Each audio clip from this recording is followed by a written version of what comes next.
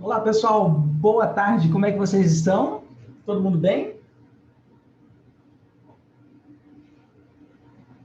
Boa tarde, pessoal. Bom demais. Show de bola, pessoal. Sejam bem-vindos, vocês estão chegando agora.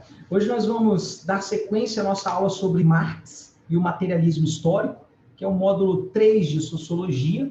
Hoje nós vamos destrinchar alguns outros conceitos do marxismo. Para quem perdeu a primeira aula, recomendo que eu depositei ela lá no YouTube, eu salvei ela, disponibilizei lá o link lá no Google Classroom. Assistam. Vocês precisam entender a complexidade do pensamento marxista, dentre tantas coisas, para acabar com esse preconceito bocoió aí de pessoas esquerdistas, marxistas, né? Não há nada de errado em ser de esquerda, não há nada de errado em ser de direita. O problema, eu insisto, são sempre os extremos. Os extremos são perigosos. Por isso a importância de entender Marx. Você precisa ler Marx, né? Tanto para abraçar a causa marxista, se tornar uma pessoa verdadeiramente de esquerda, ou não, ou ter opiniões bem conjecturadas para criticar, para ponderar, né? Formar seu senso crítico. Então tem que ler Marx. Comece pelo manifesto, sabe? 68 páginas, moleza, tem disponível na internet, você faz download na internet, né? Tranquilo, você lê ali no finalzinho de semana, beleza. Aí você fala, não, isso aqui é uma caca, isso não serve para nada, ou não, caramba, esse cara é foda. E abraça a causa marxista. Veste aquela camisa do Che Guevara, né? Bota aquele brochezinho do martelo e a foice, a boinazinha vermelha e vamos pedir a revolução, né? Ou não, né? Ou vamos desistir dessa palhaçada que isso não dá certo mesmo, né? Então tem que ler, galera. Isso sempre bato nessa tecla, né? E o que a gente viu na nossa última aula, né? Que foram os desdobramentos, as consequências da Revolução Industrial que trouxeram as ideologias sociais do século XIX e do século XX também. A exemplo, né, aquelas consequências positivas motivaram o positivismo kantiano, aquela visão de que a razão, a ciência, a tecnologia e a industrialização levariam a humanidade a um lugar melhor. Já as consequências negativas da Revolução Industrial, desemprego, a maior demanda por recursos naturais, a concentração de riqueza, a exploração da classe operária, né, as longas jornadas de trabalho, a remuneração irrisória, as péssimas condições de trabalho, a exploração do trabalho infantil e feminino, né? Tudo isso fez surgir as ideias socialistas. E aí eu falei para vocês, olha, não existe só uma ideia socialista. Existe a ideia do socialismo utópico, do socialismo anárquico ou libertário, do socialismo cristão, e o que nos interessa aqui, o marxismo ou materialismo histórico, porque o nosso objetivo aqui é tentar entender a principal contribuição de Karl Marx para a sociologia. E o que Marx contribuiu para a sociologia? Ele fez uma crítica bem consistente ao capitalismo e ele tentou, digamos assim, compreender a sociedade por um viés materialista, que, na minha humilde opinião, foi um reducionismo por parte dele. Porque a gente não pode reduzir a sociedade a pura e simplesmente pessoas pensando, agindo e sentindo porque querem ter uma boa casa, um bom carro, um bom celular, querem vestir a melhor roupa, comer da melhor comida. As pessoas não vivem em função tão somente por bens materiais. Existem outras questões que movem as ações das pessoas. Mas o Marx reduziu a vida humana nessa ideia de materialismo, né? E aí eu mostrei para vocês, né? Eu vou até projetar aqui de novo como é que era essa relação. A relação entre as forças produtivas e as relações sociais de produção. Como que Karl Marx pensou o chamado modo de produção. Segundo ele, a cada etapa a forma de organização socioeconômica de uma determinada sociedade em uma determinada etapa de desenvolvimento das forças produtivas, como os homens transformam a natureza, das relações sociais de produção, como os homens se organizam para transformar a natureza, nos ajuda a entender qual que é a sociedade. Então, quem entender a sociedade medieval, o chamado modo de produção feudal da Idade Média, é só estudar as forças produtivas e as relações sociais de produção. Quem entender a Grécia e Roma, aquelas sociedades escravistas, o modo de produção escravista, basta estudar as forças produtivas e as relações sociais de produção, como os homens transformam a natureza e como eles se organizam para transformar essa mesma natureza. Eu vou projetar aqui de novo para vocês o slide, para a gente só fazer o último slide que eu parei na nossa última aula, só para a gente fazer um remember, né? Vou voltar aqui. Beleza, galera. Eu acho que está aparecendo aí para vocês. Eu acho que foi, se eu não me engano, foi aqui que a gente parou na nossa última aula, tá? Se alguém não estiver conseguindo visualizar, dá um grito aí e fale comigo, tudo bem? Tá de boa. Né? Beleza, então. Então, só para a gente recapitular aqui o que a gente já viu, tudo bem? Então, o que que Marx nos diz? Ele nos diz que, em determinada etapa de organização socioeconômica de uma determinada sociedade, é possível compreender essa mesma sociedade estudando suas forças produtivas e suas relações sociais de produção. Forças produtivas, como os homens transformam a natureza. E para transformar a natureza em bens materiais, daí o nome é o materialismo histórico, tudo bem? Você utiliza ferramentas e tecnologia, os meios de trabalho. E você utiliza também a matéria-prima, que é o objeto do trabalho. Então, ao longo da história humana, a humanidade sempre transformou a natureza visando, objetivando produzir bens materiais. Bens estes que servem para a sobrevivência humana ou não, para o supérfluo, para o luxo, para a ostentação do ser humano. Entende isso? Então, por exemplo, né, usei como referência, lá na Idade Média, jamais haveria ferramentas e tecnologia, menos ainda matéria-prima, para produzir um celular como esse. Entende isso? Então, a Idade Média, o modo de produção feudal da Idade Média, não é possível, jamais seria possível, as forças produtivas, as relações sociais de produção daquela época, jamais conseguiriam produzir um celular. Só que vivemos no modo de produção capitalista, em sua fase informacional, em um momento em que as forças produtivas, as relações sociais de produção, ou seja, as ferramentas e as tecnologias de hoje, juntamente com a matéria-prima, nos permite produção em série de celulares como esse aqui. Computadores a quais vocês estão usando nesse exato momento, ou tablets, ou mesmo, né, um celular.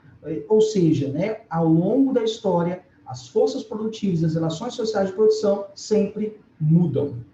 Tudo bem? Ok? Então, vamos lá. Vamos dar sequência, então, no pensamento marxista aqui. Deixa eu voltar aqui de novo.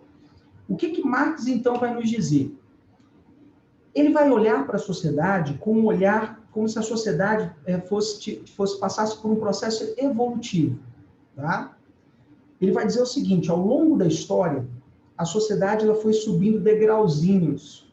Ok? Como assim, professor? Lá na antiguidade, o homem viveu o famoso modo de produção escravista.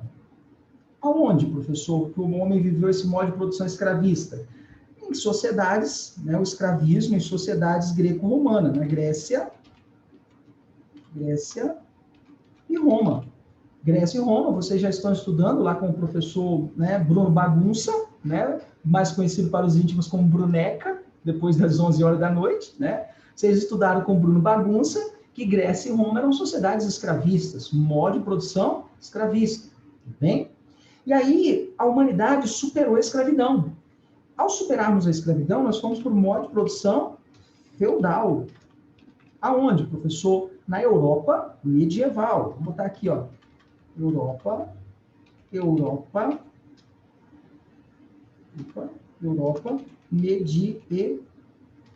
medieval.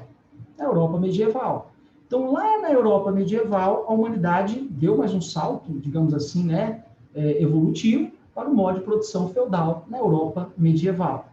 E aí nós demos mais um passo. Nós fomos para o modo de produção capitalista. Aonde, professor? Especificamente, dois momentos da história. Tá? O momento em que o Estado foi controlado pelo rei, o Estado absolutista, no momento em que o Estado é um Estado absolutista, e depois do século XVIII, com as revoluções do Iluminismo, né, com a Revolução Francesa, a Revolução Inglesa, nós tivemos um Estado, um Estado burguês. A burguesia chegou ao poder desde o século XVIII, com a Revolução Francesa, a Revolução Inglesa, a Revolução Americana. Então, o Estado absolutista, antes, com o poder forte centralizado nas mãos do rei, deu espaço, a partir das ideias iluministas, de liberdade, igualdade e fraternidade, para o Estado burguês. Aí, aqui entra a sacada de Karl Marx. Okay? Aqui entra a sacada de Karl Marx. A malandragem dele, não só dele, mas do Engels também, do Friedrich Engels, tá?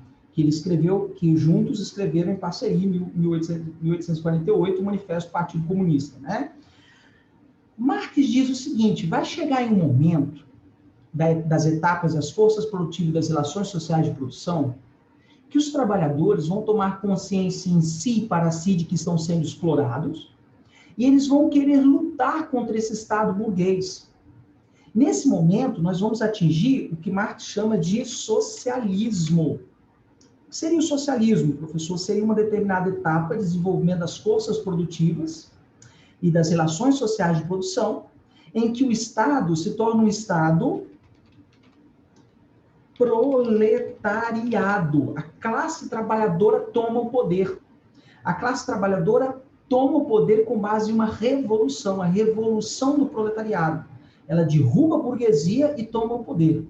Ela toma o poder das fábricas, das indústrias. A isso vamos chamar de coletivização dos meios produtivos. O que é um meio produtivo? Uma fábrica, uma indústria, né?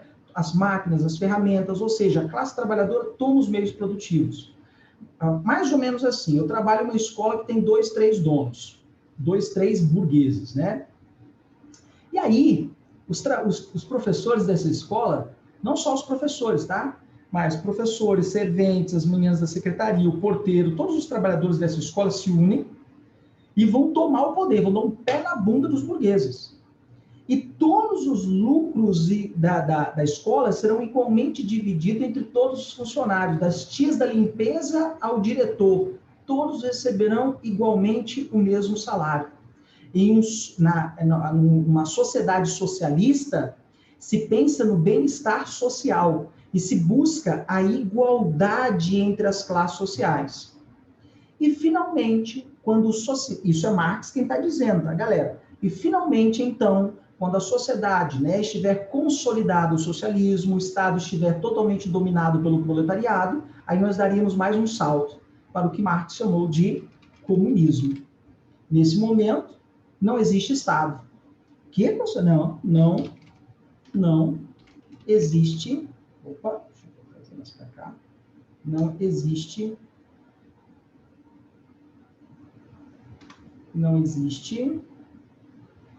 Estado. Não tem Estado, tá? Mas, professor, como assim não tem dinheiro, não tem propriedade privada, não tem diferenças de classes sociais, não tem ricos e pobres, porque todos têm as mesmas condições. Em um Estado comunista, eu entro em uma escola que não tem dono, porque todos são donos, todos, na verdade, têm acesso a essa escola, e dou aula. E não vou receber um centavo pelo meu trabalho. Ao mesmo tempo, eu desço da sala de aula, vou a uma padaria e lancho. E não vou precisar pagar absolutamente nada. Porque o filho da pessoa que fez aquele pão para mim, ele estuda comigo lá. Ok? Professor, mas peraí, as pessoas vão viver assim, sem dinheiro? Não, as pessoas não precisam de dinheiro. As pessoas precisam apenas ter consciência de seu papel social dentro da sociedade. Eu tenho essa função, então eu tenho que trabalhar pensando no bem comum, no bem de todos. Essa aqui é a ideia de evolução da sociedade de Marx. Aí o que Marx nos diz, galera? O que ele nos ensina? Que a filosofia, ela se limita, os filósofos, na verdade, eles se limitaram a interpretar o mundo. E aí o que ele diz? Cabe a nós mudá-lo. Olha que interessante essa frase. Os filósofos se limitaram a interpretar o mundo. Cabe a nós mudá-lo. Vou botar aqui para vocês. Os filósofos se limitaram a interpretar o mundo, vírgula. Cabe a nós mudá-lo. Quando ele fala nós, ele está se referindo a todos. Ele está dizendo que a classe trabalhadora precisa se unir, independente de nichos sociais, se você é um arquiteto, um engenheiro, uma professora, um gari, todos os trabalhadores precisam se unir. Homens, mulheres, independente do gênero, da classe social, todos os trabalhadores precisam se unir em torno de um mesmo projeto, a revolução. E Marx ainda previu equivocadamente qual seria o país que viveria a primeira revolução socialista. E esse país seria nada mais nada menos do que a Inglaterra. E Marx errou. Tá? Por que ele errou, professor? Porque a Inglaterra não viveu a revolução socialista. O país que primeiro viveu uma revolução socialista foi a Rússia. E por que Marx previa que era a Inglaterra? Porque a Inglaterra, segundo Marx, reunia as condições necessárias para que a revolução fosse possível. Burguesia rica, poderosa, explorando a classe trabalhadora, capitalismo desenvolvido. Aí, curiosamente, a tal da Revolução Socialista aconteceu em um país a qual a burguesia não tinha se desenvolvido, o capitalismo também não tinha se desenvolvido, e a maior parte da população não vivia na cidade, vivia no campo. Uma Rússia que ainda era uma monarquia, era czarista. Aí, ou seja, Marx errou. Assim como errou em um monte de coisa, e acertou em outro monte de coisa também. Mas é muito interessante, galera, essa interpretação da história que ele faz. Essa ideia do materialismo histórico a partir dos modos de produção. Vamos lá, pessoal. Perguntas, dúvidas? Professor.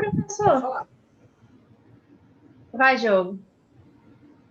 O professor aqui, como é que iria funcionar, então, nessa situação, né, tanto de comunismo, onde não tem remuneração, assim, só tem papéis sociais, tanto na questão do socialismo, onde todo mundo, teoricamente, ganha igual.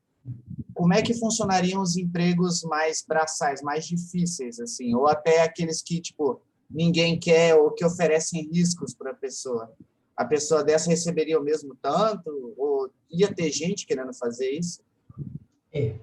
Aí você deu o pulo do gato, você deu a rasteira em Marx que Marx não esperava, Diogo. Essa é a pergunta que ninguém gostaria que nenhum socialista gostaria de ter que responder.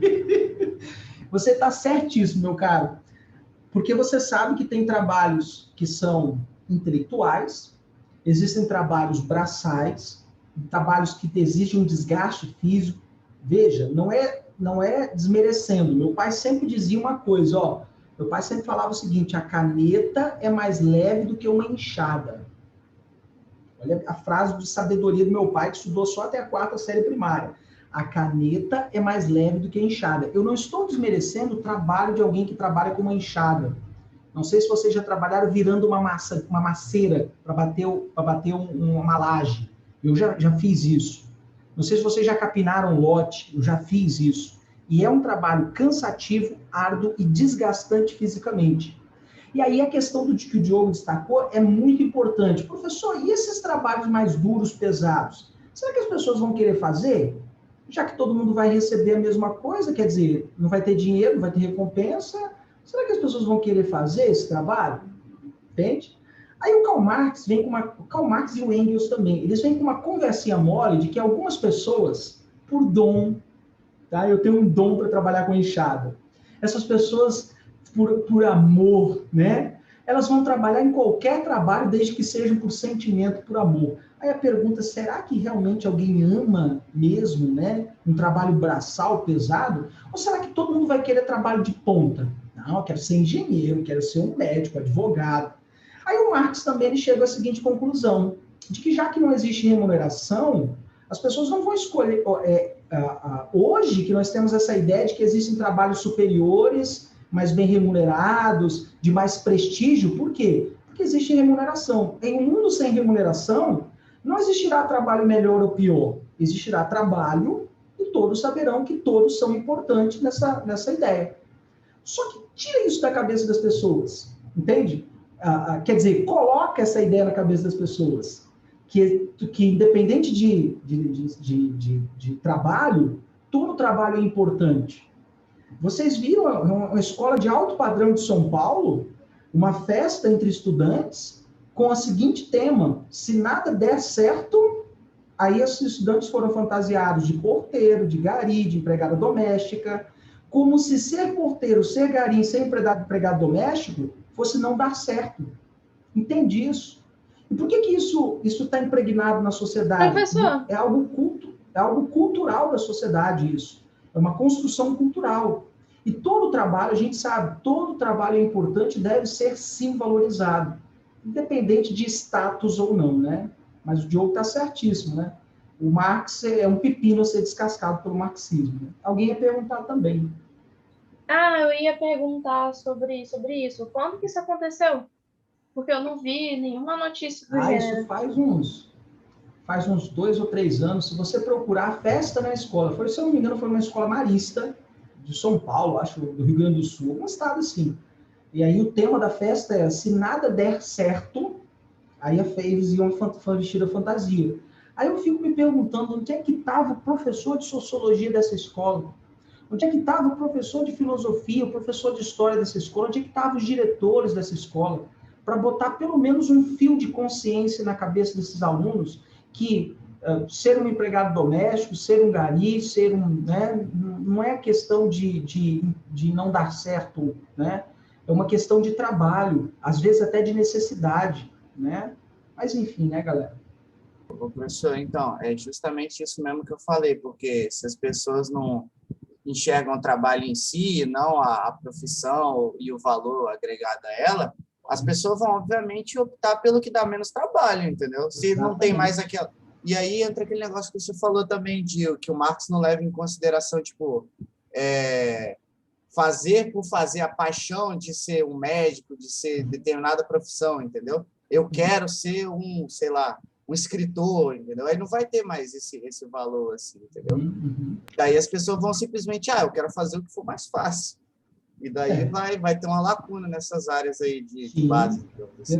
Verdade mesmo. Eu acredito que esse é uma lacuna importante na explicação marxista, né? Professor, pode falar. Me escuta direitinho? Claro.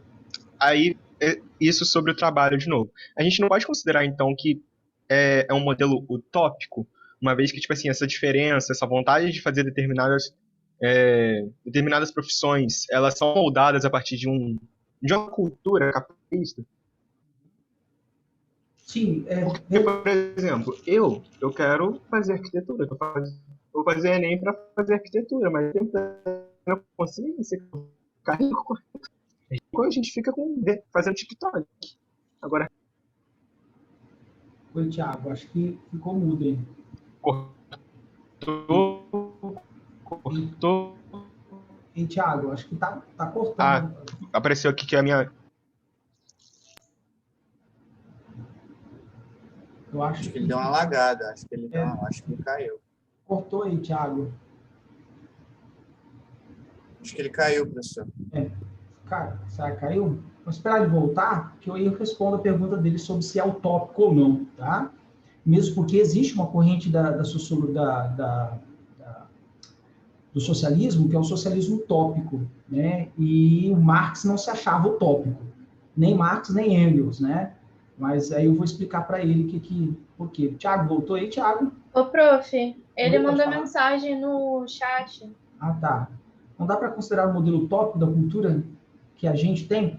Então, Tiago, a partir da cultura que a gente tem, usando o termo utopia pela sociologia, com certeza. Agora, o Marx e o Engels não se achavam utópicos. Pelo contrário, eles chamaram outros caras de utópicos. Eles chamaram o Saint-Simon, o Robert Owen, o Charles Fourier. Eles chamaram esses caras de utópico, quando esses caras propuseram o socialismo, a revolução, partindo do próprio burguês. Agora, por que seria utópico? A palavra utopia, na sociologia, significa um sonho impossível, ou uma ideologia, uma ideia impossível, inatingível, impossível de ser atingida. Então, nesse sentido, seria utópico mesmo. Porque, e mesmo em todas as vezes que se tentaram implementar o socialismo e o comunismo, não deu certo. Ou seja, por que não dá certo? Porque não adianta mudar o sistema. Não adianta tomar o poder e implementar uma ditadura se as pessoas não mudarem aqui, ó, a mentalidade. Então, primeiro precisa mudar as ideias, para depois mudar o mundo prático, né? Só que, infelizmente, as tentativas frustrantes e frustradas de tentar impor o socialismo terminaram em ditaduras de esquerda, né? Tudo bem, Ô, prof, Thiago?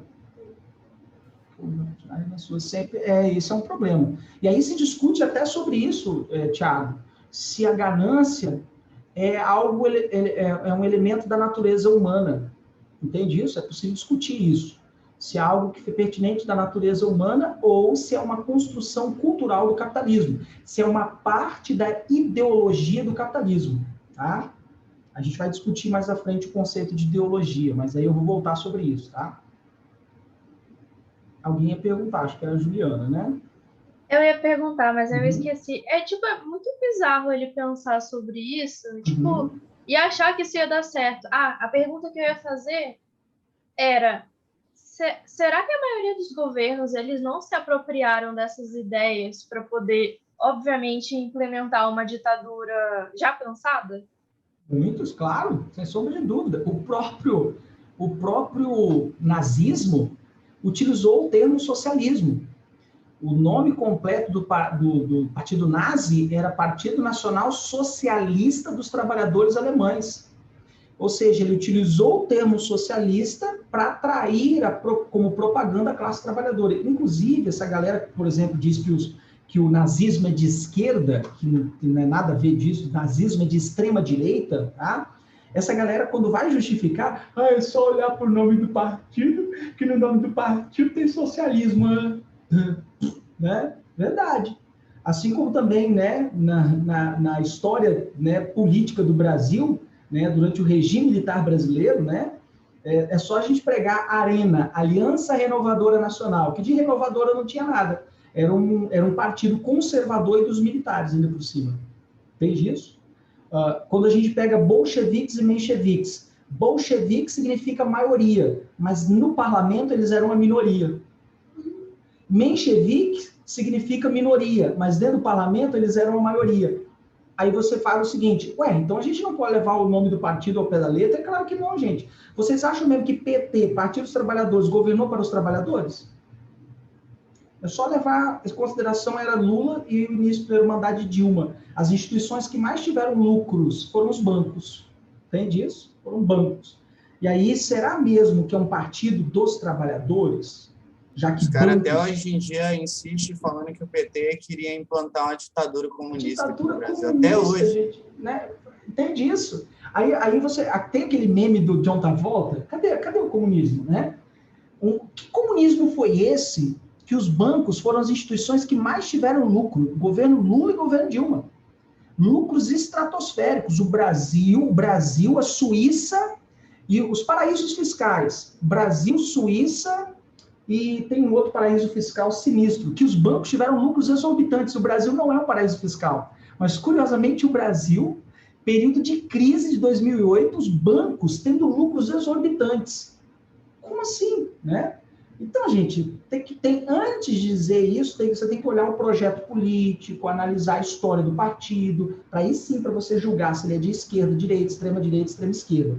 E a Juliana está certíssima, vários partidos políticos, vários ideólogos, vários intelectuais orgânicos de muitos países se apropriaram da ideia de Marx para conseguir o apoio da classe trabalhadora só para chegar ao poder. Só isso. Tudo bem? Beleza, galera? Perguntas. Vamos lá. Agora, o Marx ele teve uma sacada importante sobre o trabalho, né? Voltando ao tema do trabalho que o Diogo bem destacou ali anteriormente, né? Vamos pegar como referência o Brasil. O Brasil é um país que desvaloriza a força de trabalho. É só pegar, em média, o salário mínimo brasileiro, que hoje está R$1.000 e poucos, R$1.100, se não me engano. Não tem 1.200, acho que é R$1.100. Só pegar, em média, o salário mínimo do Brasil hoje, tá? O Diese chegou à conclusão que o salário mínimo, corrigido de acordo com os ajustes da inflação, e para dar ao trabalhador uma dignidade humana, deveria ser de 5 mil e poucos reais. E aí, o que acontece hoje no Brasil, e muito? O cara compra um apartamento na Mata da Praia, de frente para o mar, paga 1 milhão no apartamento. Aí precisa pintar o apartamento, ele chama um pintor. O pintor vai lá, olha, tudo bem, eu cobro 3 mil reais para pintar. O cara fala, tá caro, não vou pagar não. O cara paga 1 milhão no apartamento e tem miséria de pagar 3 mil reais para um pintor pintar aquele apartamento. Eu não sei se vocês já trabalharam como pintor. E é um trabalho que exige conhecimento e é cansativo. Abaixa, sobe, pinta, ou tinta na cara, tinta no chão, apaga de novo, baixa, sobe, levanta. É um trabalho cansativo, mas o cara não sabe valorizar o trabalho. Não sabe valorizar o trabalho do motorista do Uber, não sabe valorizar o trabalho da pessoa que entrega o seu lanche. Olha que miséria que esses caras recebem, de bicicleta e de moto. Não sabe valorizar o trabalho de um pedreiro, de um engenheiro, do arquiteto. Professor, gente, olha o professor quanto recebe no Brasil. Entende isso? Ou seja, infelizmente no Brasil não se valoriza o trabalho como ele deveria ser valorizado, de todas as classes sociais, né? Infelizmente, né, gente? Tudo bem, galera? Perguntas?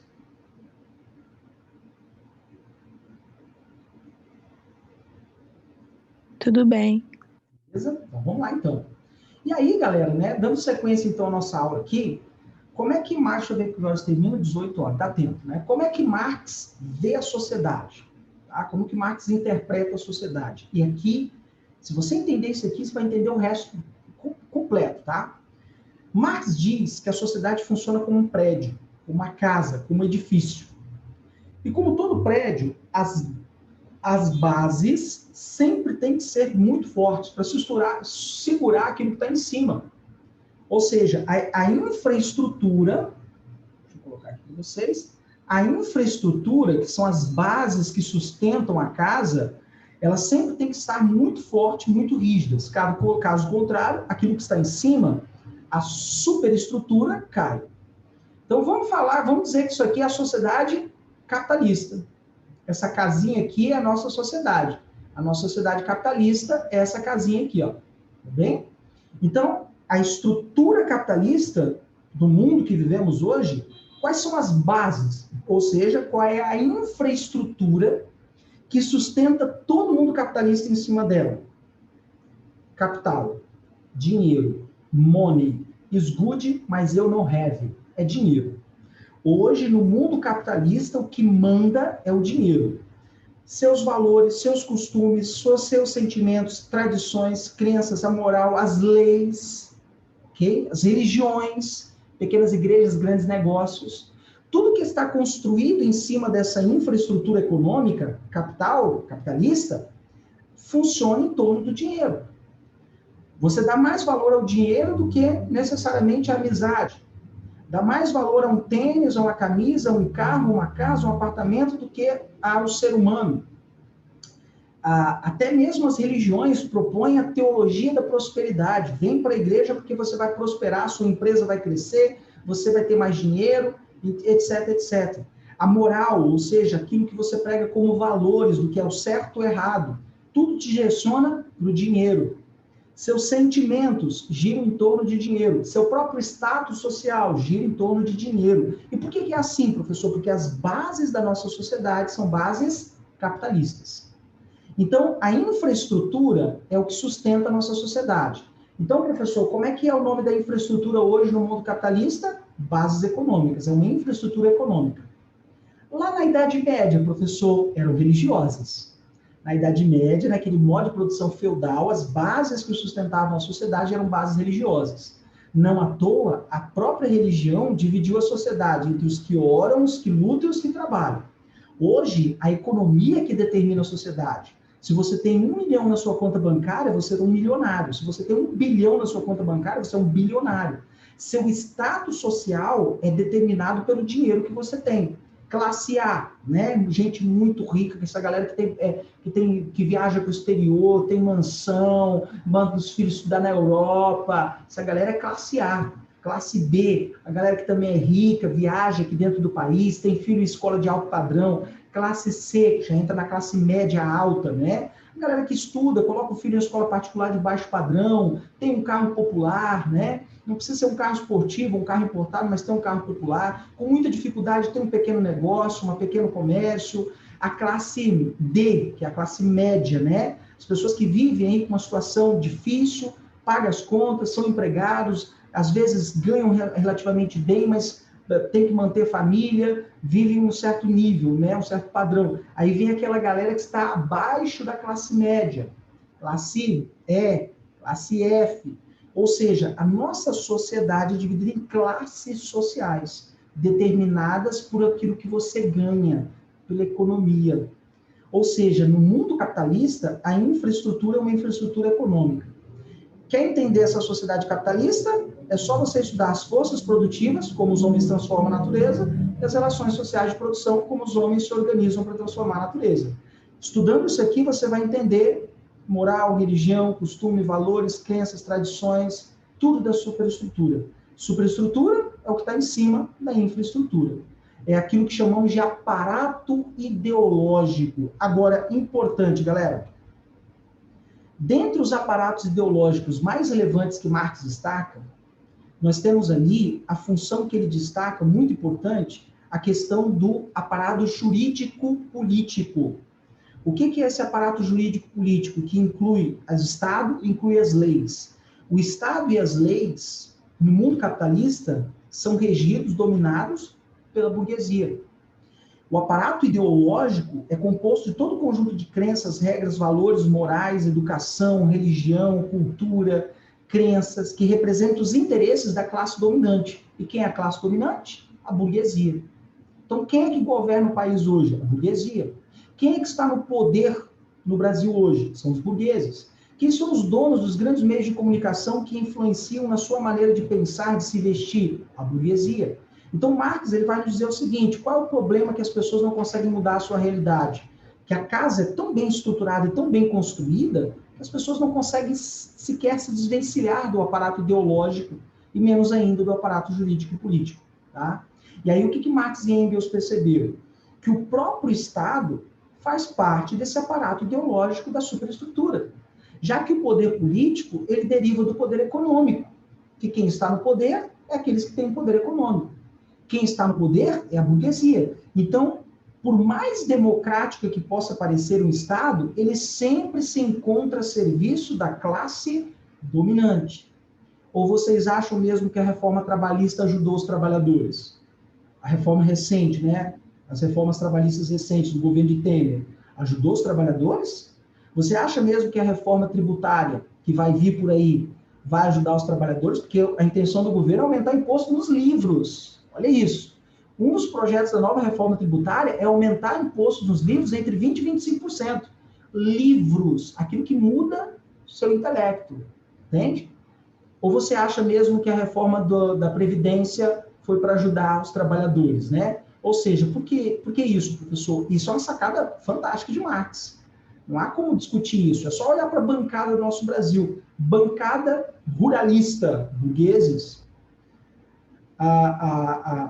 Ao longo da história de governos do Brasil, nós tivemos vários governantes que foram economistas, donos de empresas, né? Foram pessoas que tiveram direto e indiretamente ligado ao comércio ou à indústria, ou investidores. Então, sim, nosso sistema político é um aparato que está dominado pela burguesia, né? Agora, quem são os trabalhadores que estão lá, que foram eleitos de fato, professor? Porque, teoricamente, os trabalhadores deveriam votar em outros trabalhadores. Teoricamente, né? Mas por que não vota, então, professor? Por que o trabalhador não vota em trabalhador? O trabalhador vota em burguês? Porque a ideologia dominante é tão impregnada na mente dos trabalhadores que os trabalhadores não confiam nem nos trabalhadores. Entende isso? Mas vamos lá, a gente vai voltar nessa questão da ideologia, tá? Vamos lá, pessoal, perguntas.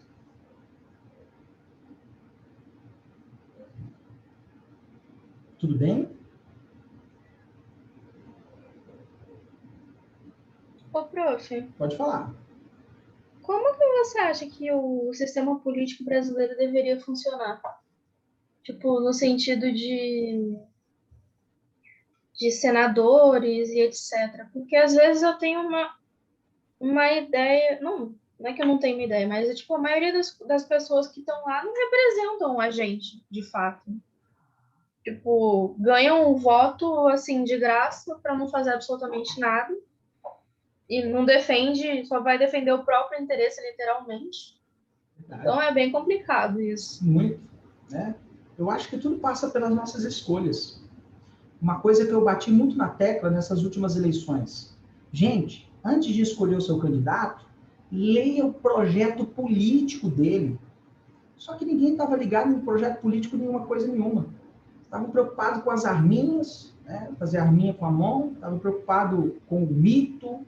As pessoas não estavam preocupadas. Porque se as pessoas tivessem lido os projetos, as pessoas vão ter consciência. Caramba, será que eu voto nisso mesmo? É sério isso aqui? Né? E as pessoas não leram o projeto político. De ninguém, absolutamente de ninguém. E votaram aleatoriamente. Então, todo candidato ele tem lá no seu site, ele disponibiliza o seu projeto de governo. E ao ler o projeto de governo, você vai se identificar com o cara ou não. E eu sempre bati na tecla nas últimas eleições. Gente, antes de escolher o seu voto, leia o projeto de governo do cara. Se é aquilo que você quer, vote. Se não é aquilo, leia outro projeto, escolha outro candidato. Mas não vota no candidato porque ele tem 9 dedos, né? Ou porque ele é o Lula, ou porque ele é o mito. Vote no projeto político do cara. Se você identifica com o projeto político, vota no projeto. E o problema do brasileiro é populismo. Se vota naquele cara popular. Isso é histórico, tá, gente? Desde a era Vargas, o populismo é algo latente na história do Brasil e, infelizmente, o povo brasileiro precisa de instrução política, precisa de aulas de sociologia, aulas de filosofia, para mostrar que é importante, sim, participar da democracia, é importante ler o projeto político, ver se esse projeto político se encaixa com aquilo que eu quero para o meu país. Se se encaixa, aí sim, vote no cara. Se ele é mito ou não, é um mero detalhe, mas se aquele projeto político se encaixa com aquilo que você quer para o seu país, vote no mito. Se aquele projeto político é aquilo que você quer para o seu país, vote no outro. Então, tem que ler, tem que estudar, tem que buscar a história do cara. Só que, infelizmente, o povo brasileiro ele não vai atrás disso, né, gente? Então, o sistema eleitoral do Brasil não adianta mudar de cima para baixo, tem que mudar de baixo para cima. E passa por onde isso? Por educação. E, infelizmente, o que eles estão fazendo? Estão tirando aulas de filosofia, sociologia e história da grade. Ó. E por quê, professor? Porque eles não querem que vocês pensem. Que vocês pensem fora da caixinha, fora da caverna. Que vocês pensem com olhar crítico para a sociedade. Porque pensar criticamente é perigoso demais, né? Para eles que estão no poder. Né? Tudo bem, gente? Perguntas. Vamos lá. Dúvidas. Eu fiquei pensando, tipo, e se existisse para político a mesma coisa que existe para as pessoas que fazem concurso público? Só que aí entraria em um problema que, tipo, provavelmente se tornaria elitista, né? Porque, Verdade. querendo ou não, só pessoas com acesso à educação que poderiam passar para essas coisas. Sem contar que passar no concurso público não é prova de caráter de ninguém. Né? Então, eu posso ter pessoas que passaram em concurso público e seu mau caráter, vou roubar do mesmo jeito de pessoas que não passaram em concurso público. Né? Então, passar ou não em concurso público não diz nada, absolutamente nada sobre o caráter de alguém. Então, não adianta muito. Tem que ter, eu acredito que tem que começar pela educação. Né? Querendo ou não, a maioria das pessoas que estão sendo votadas para poder ocuparem esses espaços são as pessoas que pertencem de certa forma à elite, né? Se for parar para pensar. E uma das coisas que eu nunca vou entender é tipo, o nosso presidente comandar outras organizações do próprio governo. Tipo, vou tirar fulano porque ele não vai de acordo com o meu ideal. Aí acaba, tipo, prejudicando absolutamente tudo, né? Porque é óbvio que ele vai querer colocar alguém que concorde com ele. Então, é bem complicado isso. Isso sempre foi assim, infelizmente, né? Sai governo, entra governo, tem que se encaixar de acordo com a ideologia que eu acredito ser verdade, né? Independente de ser o atual governo ou não, mas sempre teve dessa maneira. O problema é a falta de diálogo. A minha principal crítica a esse atual governo é a falta de diálogo. Acho que falta diálogo em todas as esferas do poder, e aí ele não consegue governar, é ingovernável, ele é meio matuto em relação a isso, ele não consegue ouvir opiniões adversas, não consegue ouvir a ciência, né? Por mais que a ciência bate na tecla, a cloroquina não funciona. O cara está insistindo em usar cloroquina. Gente, se cloroquina funcionasse, cara, todos os países do mundo, a Europa, os Estados Unidos estariam usando essa porcaria. E não funciona. A ciência já mostrou isso. Várias pesquisas científicas já mostraram que cloroquina não funciona, mas o cara insiste, e aí foi aberta uma CPI. A CPI está rolando, para quem está acompanhando as últimas notícias, e provavelmente essa CPI vai abrir um buraco, uma lacuna para um processo de impeachment contra ele.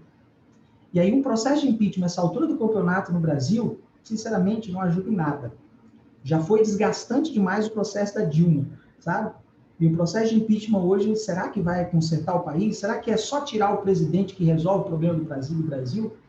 Eu tenho minhas dúvidas, tá? Sinceramente, tenho muitas dúvidas. Mas, enfim, isso é uma outra questão política, tá, Eu, gente? sinceramente, tenho medo do vice-presidente ser pior ainda do que ele. Pois é. E aí, galera, Porque tem esse bônus, né? Só para a gente fechar aqui a nossa linha de raciocínio, porque está estourando o nosso tempo, o sistema ideológico, portanto, o que ele visa, professor? Manter a superestrutura. Então, todo o aparato ideológico, costumes, valores, moral, sentimentos, visam manter o modelo capitalista como ele é. Então, quando você vai a uma escola, a escola te ensina a ser o quê? A ser um futuro profissional de sucesso.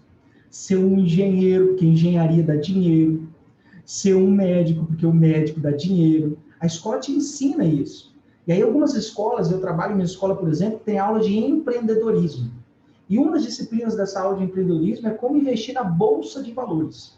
Entende? E, nossa, os alunos lotam a aula para se entender como é que funciona a bolsa de valores. Porque todo mundo quer ganhar dinheiro. Ter um carro legal, ter uma casa bacana, ter uma roupa legal. É legal? É legal. Mas a gente não pode confundir, né, esse mundo, né, de ambição com ganância. Né? Ter ambição é legal, mas ganância é outra coisa totalmente diferente. E a gente não pode ensinar alunos de escolas, a jovens, a ter ganância. Né?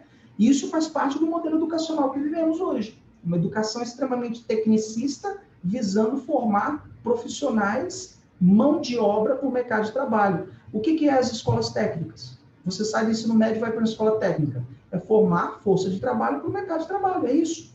Entende? Independente se o menino vai entender ou não seu papel social dentro dessa sociedade. Tá? Então, o sistema ideológico, ele visa, sobretudo, manter o aparato jurídico. E o Estado faz parte da ideologia da superestrutura. O Estado faz parte da ideologia da superestrutura. O que significa dizer isso, professor? Superestrutura. Significa que o Estado, por mais democrático que ele aparenta ser, o poder político, ele deriva do poder econômico. Então, quem está no poder é a burguesia. Então, o poder político deriva do poder econômico. E quem está no poder... Vou até botar como pergunta, quem está no poder? A burguesia, só no filé, só no filé. E aí, pensa comigo, burgueses vão governar para quem? Para os trabalhadores? A burguesia vai governar para a burguesia. E aí, o que Marx defende? Superar esse Estado burguês e colocar no poder quem? O proletariado. Essa é a tal revolução socialista que Marx prega. Entende isso? Que, infelizmente, nunca funcionou em lugar nenhum, né? Tudo bem, gente? Perguntas? Vamos lá, dúvidas?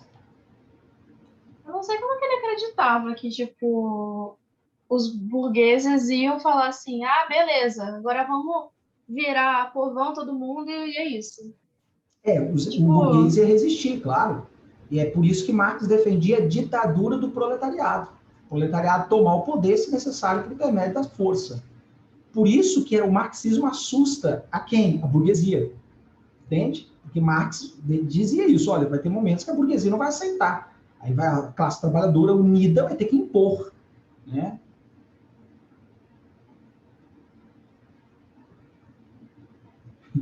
Aí é bem anarquista, tá, ô Thiago? É matar os burgueses sobre isso, aí é bem anarquista. O Marx, ele diz o seguinte, lá em O Capital, que a burguesia deveria ser convidada. a fazer parte da revolução.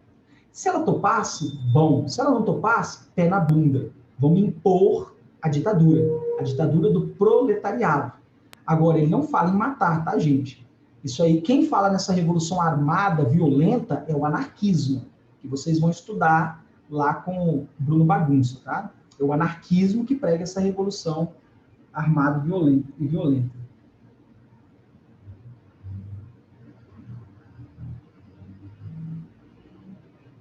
Ah, importante, galera. Isso é uma dúvida comum, tá? Professor, eu defendo o socialismo. Legal. Mas eu comprei um iPhone. Deixei de ser socialista? Não, gente. Né? Você apenas vendeu a sua força de trabalho em troca de um salário para poder comprar um bem material. Só isso. Mas você não deixou de ser socialista. Você não vira capitalista por ter um iPhone. Você não vira capitalista por ter uma Mercedes, por ter um Chevette, uma BMW, né? Pelo contrário, o que você fez foi fazer parte do sistema. Vender a sua força de trabalho, usar o que você ganhou de salário e comprar um bem material. Um bem material que é produzido por um burguês. Quem é que lucrou no final das contas? Quem é que no final das contas ficou com seu dinheiro? A burguesia. Vamos lá, galera. Pergunta.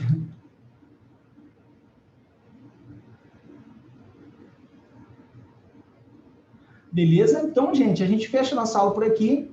Semana que vem a gente vai continuar com outros conceitos, como dialética, vou falar do fetiche da mercadoria, vou falar dessa ideia que Marx tanto bateu muito na tecla, que eu acho que é uma ideia também muito fantástica, a ideia de mais-valia relativa, mais-valia absoluta. Vamos falar da ideia de revolução do proletariado, vou falar sobre comunismo, o que é o comunismo, como funcionaria uma sociedade comunista, vou falar dos conceitos de alienação e trabalho, e a gente fecha o materialismo histórico de Marx, tudo bem?